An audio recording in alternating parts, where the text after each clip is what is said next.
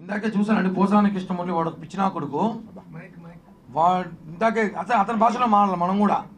ఇప్పుడు మనం రెస్పెక్ట్ ఇస్తే వాళ్ళు రెస్పెక్ట్ ఇవ్వాలి. కాబట్టి ఆయన పవన్ కళ్యాణ్ గారి కుటుంబం గురించి కొంచెం చాలా వల్గర్గా మాట్లాడాడు. ఈ విషయం మీద కూడా మేము చాలా సీరియస్గా స్పందించారు అందరూ మా వీరమణులు కూడా. అతను రేపు మా అధికారం వచ్చిన తర్వాత ఈ రాష్ట్రంలో తిరగని మేము ఖచ్చితంగా చెప్తున్నా. అతను వైసీపీ జగన్మోహన్ రెడ్డి జీతగాడు. అతను జీతం తీసుకొని పవన్ కళ్యాణ్ గారిని విమర్శిస్తే డబ్బులు తీసుకొని బతికేవాడు. మమ్మల్ని మాట్లాడడం కరెక్ట్ కాదు. ఇందాక కూడా ప్రెస్ మీట్ ఏదో మాట్లాడాడు.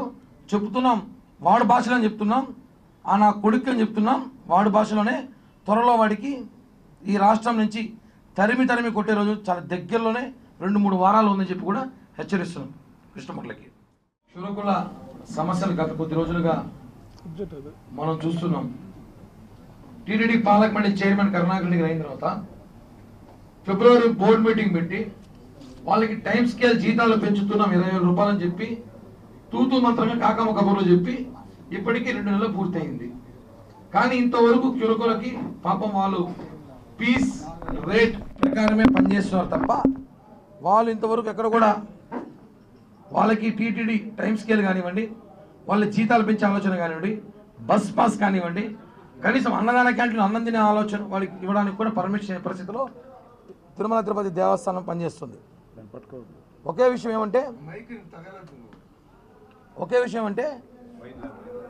పీస్ రేట్ ప్రకారము పనిచేస్తున్న కళ్యాణఘట్లో పనిచేస్తున్న 849 మంది ఇప్పుడు టెంపరీ పనిచేస్తున్నారు.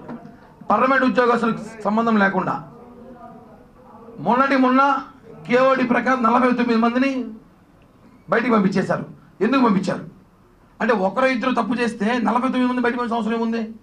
ఆ 49 మందిని మళ్ళీ విధిలో తీసుకోవాలి. వాళ్ళకి టైం స్కేల్ ఏదైతే 20,000 రూపాయలు ఇస్తామన్నారో అది ఇవ్వాలి. జనసేన పార్టీ తరఫున తెలుగుదేశం బీజేపీతో డిమాండ్ చేస్తున్నాం.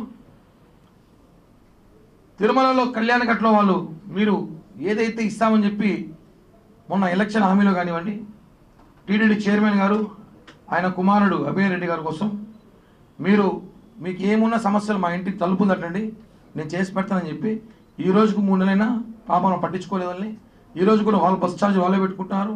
ఒకరోజు లీవ్ పెడితే ఆ లీవ్ రోజు డబ్బులు పట్టుకుంటున్నారు. పీస్ రేట్ అని చెప్పి వాళ్ళు పరువు తీస్తున్నారు. కాబట్టి దీన్ని తీవ్రంగా ఖండిస్తున్నాం. ఏదైతే మేము డిమాండ్ చేస్తున్నామో అవి పరిష్కారాన్ని మీరు పరిష్కరించకపోతే రేపు 10 రోజుల తర్వాత మా కూటమి అధికారులు రాబోతున్నాం. వాళ్ళ సమస్యను పరిష్కరిస్తామని చెప్పి కూడా తెలియజేస్తూ పూర్తిగా కళ్యాణఘట్లో పనిచేస్తున్న వాళ్ళకి పూర్తిగా ఈ కూటమి వాళ్ళకి మద్దతు తెలియజేస్తుంది, వాళ్ళకి సహకరిస్తుంది. వాళ్ళ సమస్యలపైన మేము పూర్తి అవగాహన మాకు ఉంది కాబట్టి వాళ్ళ సమస్యలు పరిష్కరిస్తామని చెప్పి కూడా తెలియజేస్తున్నాం.